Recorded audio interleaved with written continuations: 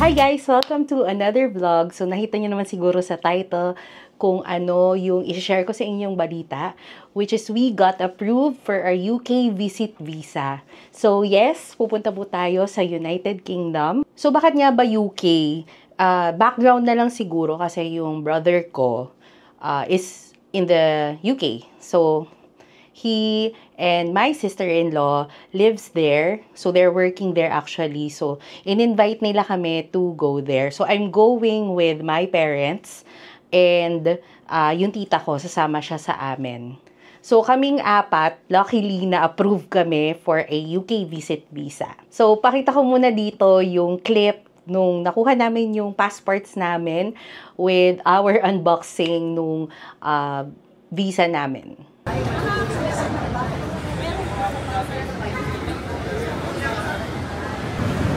Nakuha na namin yung passports namin. Pero naka-seal pa. Ayan, parang ito kay mama.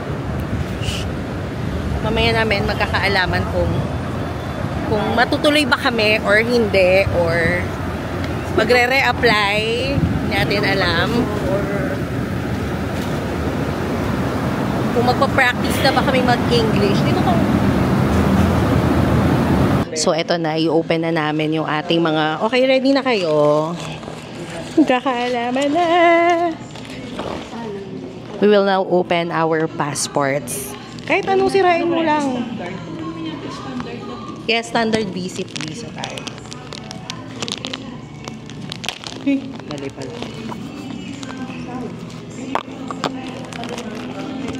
Sinap-nap.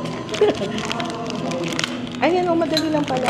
Saan dito? Wala, ulitin mo lang.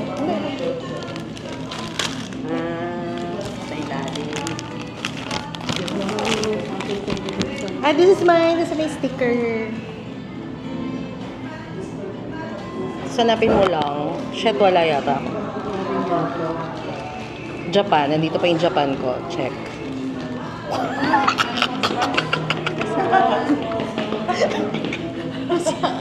Buksan mo na kay Papa. Dali, tingnan natin. Ito. Yay! Yay! Confirmed. Approved na po kami lahat. Iba-iba kasi kaming cases nung pag-a-apply for my parents, ako, tsaka yung sa tita ko. So, meron kaming 4 cases na I would share with you on the succeeding vlogs para malaman nyo din ano yung mga requirements and paano mag-apply for a UK visit visa. So, this vlog, it's more on high level and I'm just sharing with you that we got approved. And also note that we did this application na DIY. So, hindi kami nag-hire ng agency. We didn't consult anyone. Talagang nag-rely lang kami online, yung mga step-by-step guide. Tapos, nag-join din kami ng several Facebook groups that could help us. So, wala kami pinagtanungan, pero nagbasa-basa lang kami doon. Ano-ano yung mga kadalasang rason bakit na-deny. So, at least, meron kaming guide. Ano yung mga susundin namin, ano yung mga hindi. So, na-mention ko na meron kaming 3 cases kung paano yung application namin. Case number 1, yung sa sarili ko, di bali, I'm employed and non-sponsored yung visit ko, yung application ko to UK. And then yung second case naman, yung sa tita ko, she is a retiree and senior citizen. Tapos, not sponsored din yung visit niya or yung application niya for a visit visa. And lastly, yung sa parents ko naman, they're both senior citizens and retirees. Tapos, they are sponsored. Ang UK visit visa application process is everything is online except for the biometrics. So, kailangan nyo lang isubmit yung mga documents nyo online.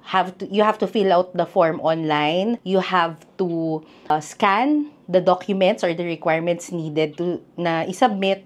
Tapos, i-upload lang siya sa portal. So, wala kayong kailangang i-print. Maliban na lang dun sa dadali nyo sa biometric center, which is yung appointment letter. But, other than that, kailangan nyo lang i-scan yung mga documents na requirements para yun yung isasubmit nyo online. So, ano-ano nga ba yung mga documents na pinrepare namin or mga requirements para makapag-apply ng UK visit visa? So, number 1, yung primary requirement, syempre, a valid passport. So, dapat make sure yung passport nyo is valid at least 6 months before your intended travel date. So, kung example, ang travel nyo, like kami, August, make sure nyo na at least 6 months valid pa yung passport nyo, 'di ba? And then, isa-scan nyo yung bio page, yung mga pages na kung saan meron kayong mga travels, yung mga may tatak, yung mga meron kayong existing visa. Other primary requirements, secure a PSA birth certificate and a copy of marriage certificate if applicable, kung married kayo. Syempre, di ba, i-request nyo yun sa PSA. So, you have to also prepare financial requirements. So, andyan yung bank statements and bank certificates. So, usually, sa bank certificate, kung naka-reflect naman na doon yung average daily balance ninyo, the date that your account was created, ganyan, syempre, ano yung bank nyo, ganyan. Yun, importante yung makita sa bank certificate ninyo. Kasi, they want to see also kung gano'n nyo masusupport yung travel nyo to UK. Ngayon, kung wala namang naka-reflect na average daily balance dun sa inyong account, pwede rin kayo mag-request ng bank statement that would reflect 6 months ng cash flow nyo sa bank account nyo. So, request na lang kayo sa bank ng bank statement na good for yung past 6 months. So, also note na ipa-address nyo yung bank certificate nyo to the embassy. So, British Embassy Manila. Yun yung, and then, mas-search nyo naman online kung ano yung address. Or I can put it here. And also, lalo na kung invited kayo, like kami nga, sabi ko, invited kami ng brother ko and my sister-in-law, nag-prepare sila ng invitation letter. Nag-send lang sila sa amin, nag-draft lang sila ng letter. So, syempre, kailangan may e-signature na rin nila, ganyan. And then, part yon ng mga isa-submit namin online. So, for the invitation letter, kailangan ilagay doon nung nag-i-invite sa inyo yung address kung saan siya nakatira, yung contact number niya dun sa UK. Syempre, indicate din niya doon yung name nung ini-invite niya doon sa part ng letter, yung itinerary or travel dates na intended na punta nung invitee nila. So, in our case, kung ano yung itinerary namin or ano yung travel dates namin going to the UK.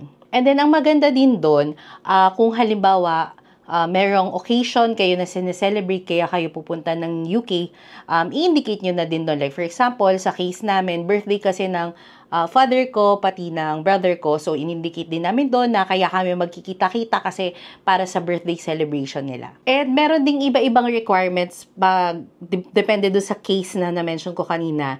Like for me, since I'm employed, kailangan ko mag-submit ng other requirements to prove na I'm employed. And then also, for senior citizens or retired employees, may mga kailangan ka ding isubmit, which I'll be discussing sa next vlogs. Tapos, meron ding other additional requirements na kailangan, lalo na kung sponsored yung applicant. So, in the case of my parents, may mga sinubmit din na documents yung brother ko para to support yung financial capacity ng parents ko in going to the United Kingdom since sponsored nga yung kanilang travel. Okay, so that's for the requirements. Now, you have to also be ready kasi na-mention ko nga na online nyo nga lang sasagutin yung form, ganyan. So, you have to be ready for the following questions para hindi na kayo mag-iisip habang ginagawa nyo yung form. So, kung ako sa inyo, isulat nyo na to bago pa kayo mag-start ng application nyo. Though, actually, pag nag-start naman na kayo, pwede nyo pa rin namang balikan. Save nyo lang, tapos babalikan nyo until mabayaran nyo. But, better na maging ready na kayo dun sa mga following information na kailangan. So, number 1 is kailangan alam nyo kung kailan kayo magta-travel to the United Kingdom. So, kung halimbawa, nakaset na kayo na, in our case, we declared na August 16 to August 30 yung travel namin to the UK. So, 2 weeks lang yung dineclare namin. Pero actually, since we are applying for a 6-month validity ng visa, okay lang naman yun. Kailangan lang kasi mapakita na yung amount na meron kayo sa bank would equate to the expenses na you are going to incur on your travel when you go to the UK. So, in our case, parang 2 weeks lang yung nilagay namin para safe. And then, from those travel dates, mag-prepare na kayo ng high-level itinerary kasi merong part dun sa form na itatype nyo, kukwento mo lang kung ano yung itinerary nyo. So, high-level itinerary lang. Like, sabi mo, from August 16, ganyan, our arrival to London, ganyan. And then, August 17 to 18, explore London. Tapos, pwede kayo mag-enumerate ng mga destinations or attractions na pupuntahan ninyo, ganyan. So, yun, tapos very high-level lang yung you don't need to go into detail dun sa, like, dito kami magsistay, ganyan. Kasi may limited lang yung characters na pwede yung i-type. So, basta make sure na ma-include nyo yung date of arrival, yung date of departure, tsaka kung ano yung mga pupuntahan nyo or saan kayo lilipat na city, ganyan. And also, you have to be ready of the answer, where are you going to stay in the UK? So, meron dong option na parang titira ba kayo dun? Kasi kung invited kayo or sponsored yung trip nyo, titira ba kayo kung sino yung nag-invite sa inyo or sino yung nag-sponsor sa trip nyo, ganyan. Kasi, syempre, i-check din nila kung kaya ba kayong i-accommodate nung accommodation nung friend nyo or family or relative nyo doon sa UK, ganyan. So, kailangan yung indicate kung saan kayo titira. In our case, since yung brother ko and yung sister-in-law ko, they live in an apartment na sharing with other couple. Parang, ideally, hindi kami kasya doon.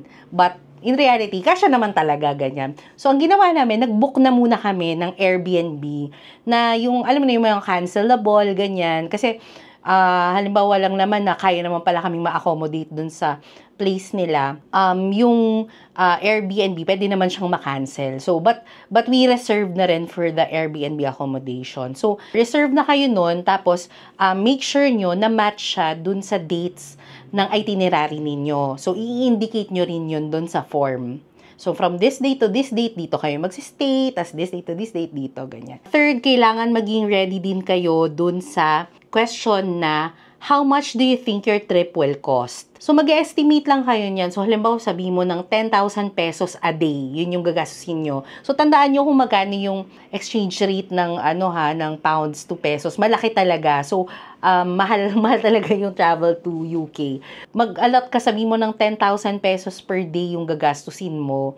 So, kung 14 days kayo magsistay sa UK, dapat may 140,000 kang pera or more. Well, dapat more than 140,000.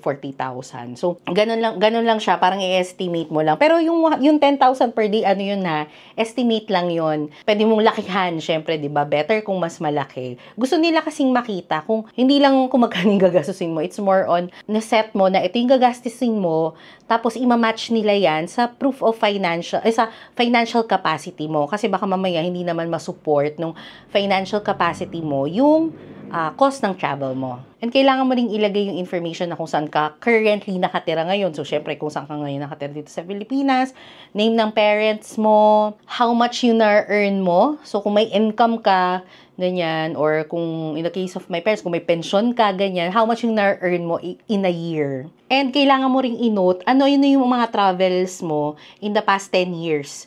So, yung countries, yung dates, yun, kailangan mong matandaan yun kasi ilalagay mo yun isa-isa.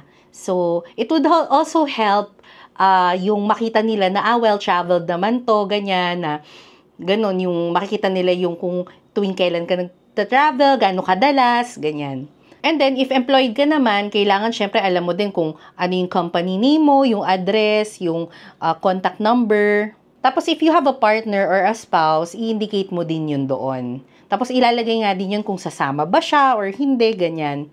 So, in my case, hindi naman kasama yung husband ko. So, ako lang yung nilagay ko na pupunta sa United Kingdom. And if someone is paying for your trip, whether it's the sponsor na nasa United Kingdom or, halimbawa, may someone here, halimbawa, in my case, halimbawa, sabihin ko, yung husband ko will be paying for my trip or something.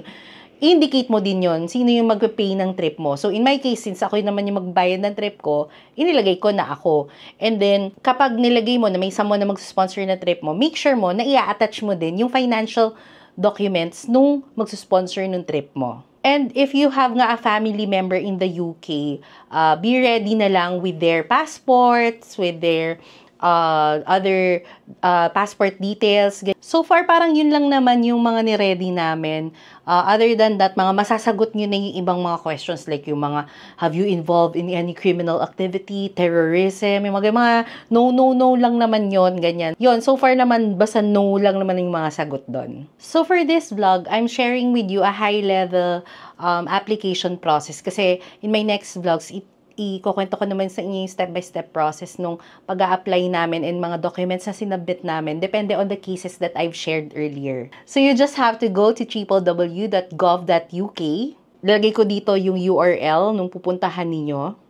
And I'm going to put it sa description box also. So you can click yung link na yon. So from there, click nyo lang yung apply for a standard visitor visa. Tapos, iso-scroll down nyo lang siya. Makikita nyo doon kung ano yung visa fees, ano yung mga kailangan, or i-check mo kung kailangan mo ba talaga mag-apply ng visitor visa. Depende dun sa mga qualifications or criteria na nakasulat dito. And then, once na makita mo yung ito, yung apply now. Yan. Pag nakita mo yan, yung green button, you just have to click it. Tapos, tatanungin kayo kung anong language yung need nyo. So, lalagay mo lang English, tapos anong country ka mag-biometrics. So, in our case, Philippines. Tapos, a-assign na yun. Kasi, ang biometrics partner nila dito is VFS Global, which is located in Ayala Mall Circuit. So, sa may circuit, Makati siya. Pupuntahan nyo yun for the biometrics. So, once na mapili mo na kung saan yung mismong, saan yung sa VFS Manila nga. After nun, pupunta na siya dun sa form. So, yun yung kinikwento ko sa inyo na i-fill out nyo lang yon with the information na you have prepared. So, note na hindi ka pa mag-upload ng documents dito ha. Mag-fill out ka pa ng form. So, pag na-fill out mo yon, actually, pwede mo naman siyang balikan hanggat hindi ka pa nakakabayad ng UK visa fee.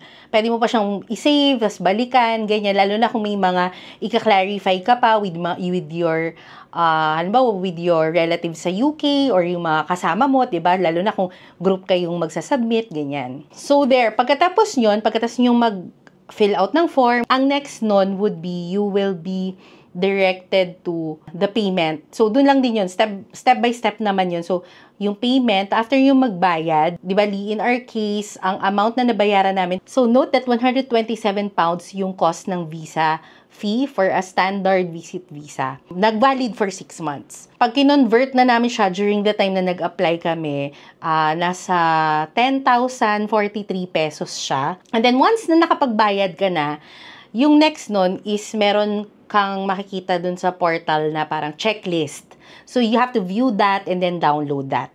So, pag na-view mo yon, makikita mo actually kung ano yung mga requirements na kailangan mong isubmit. In our case, tatlo lang, sa case ng tita ko and ako, tatlo lang yung ni-require sa amin.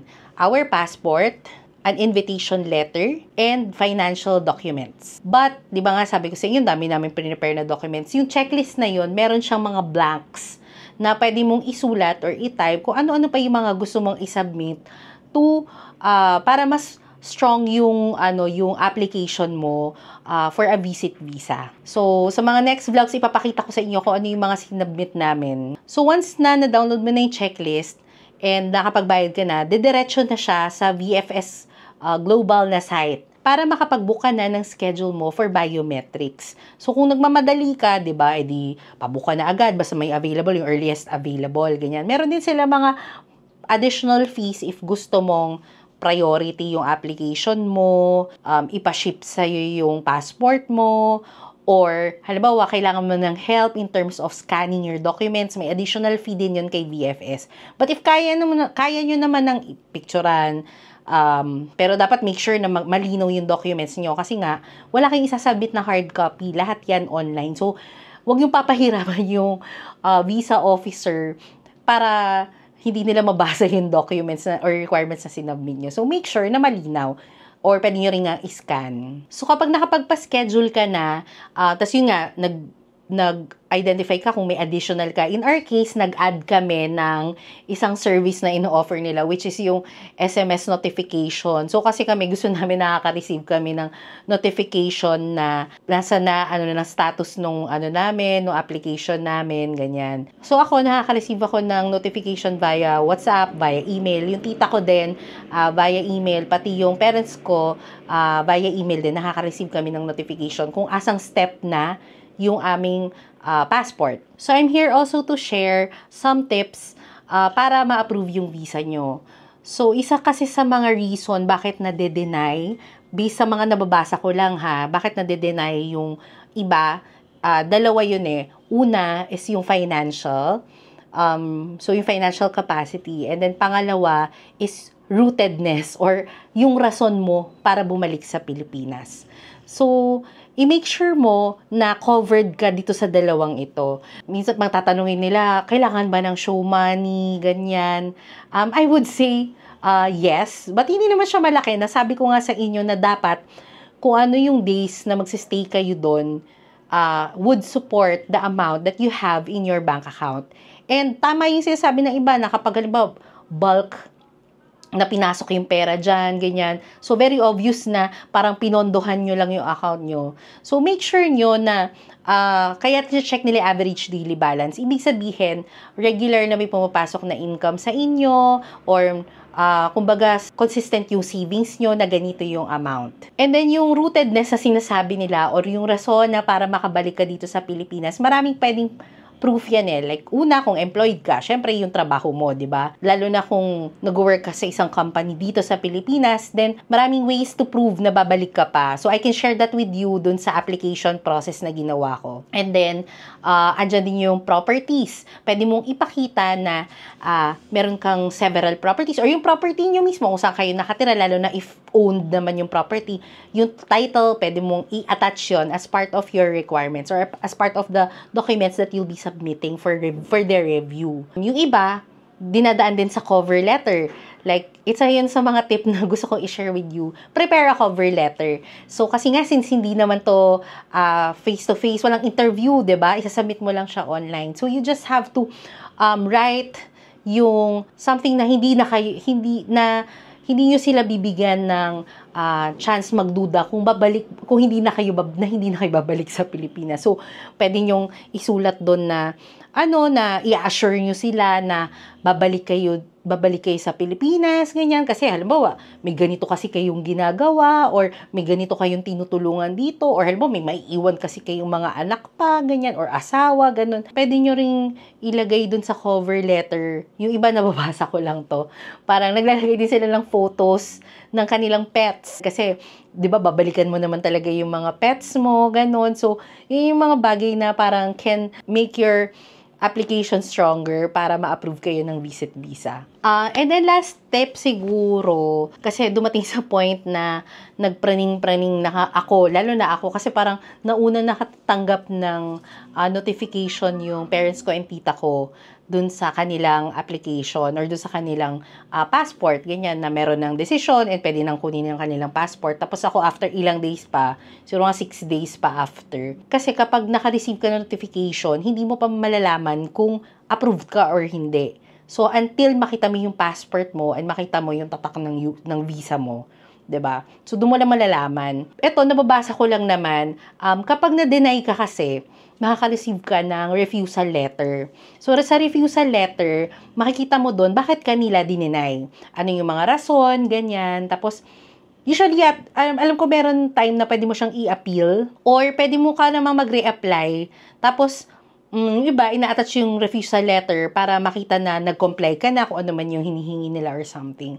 So, yung refusal letter daw, nare-receive yon after mong maka-receive ng notification na pwede mo nang kunin yung passport mo or meron ng decision about your visa application.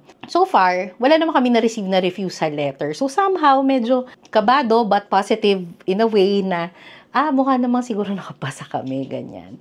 Until nga, nung nakuha na namin yung passport namin, and yon, as mentioned, we were approved for a UK visit visa. So, kung gusto nyong malaman kung ano or paano yung application namin, depende dun sa different cases na na-mention ko kanina, follow and subscribe to my channel and hit the bell button to get notification, lalo na for my new vlogs. See you sa next vlog. Bye! If may mga questions pala kayo tungkol sa UK visa application namin, comment down below. Baka makasagot ako at makatulong ako sa inyong application process.